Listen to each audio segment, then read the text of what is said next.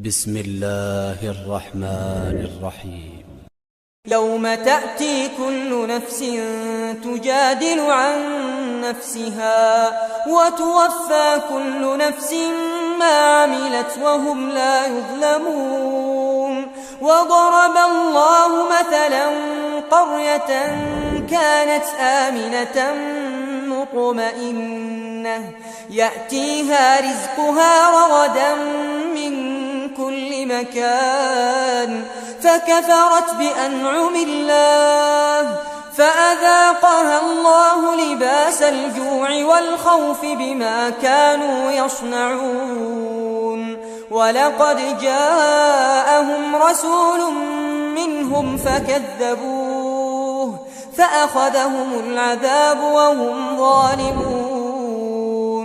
فكلوا مما رزقكم الله حلالا طيبا واشكروا نعمة الله إن كنتم إياه تعبدون.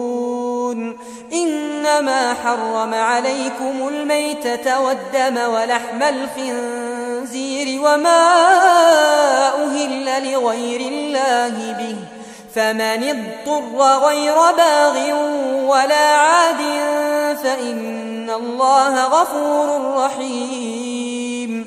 ولا تقولوا لما تصف ألسنتكم الكذب هذا حلال وهذا حرام لتفتروا على الله الكذب إن الذين يفترون على الله الكذب لا يفلحون. متاع قليل ولهم عذاب أليم. وعلى الذين هادوا حرمنا ما قصصنا عليك من قبل وما ظلمناهم ولكن كانوا أنفسهم يظلمون.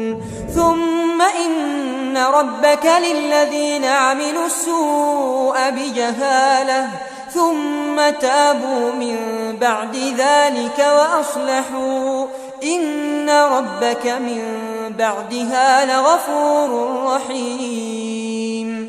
إن إبراهيم كان أمة قانتا لله حنيفا ولم يك من المشركين شاكرا لأنعمه اجتباه وهداه إلى صراط مستقيم. وآتيناه في الدنيا حسنة وإنه في الآخرة لمن الصالحين. ثم أوحينا إليك أن اتبع ملة إبراهيم حنيفا وما كان من المشركين. إنما جعل السبت على الذين اختلفوا فيه وإن ربك ليحكم بينهم يوم القيامة فيما كانوا فيه يختلفون. ادع إلى سبيل ربك بالحكمة والموعظة الحسنة وجادلهم بالتي هي أحسن إن ربك هو أعلم بمن ضل عن سبيله وهو أعلم بالمهتدين. وإن عاقبتم فعاقبوا بمثل ما عوقبتم به ولئن صبرتم لهو خير للصابرين. واصبر وما صبرك إلا بالله ولا تحزن عليهم ولا تك في ضيق مما يمكرون. إن الله مع الذين اتقوا والذين هم محسنون.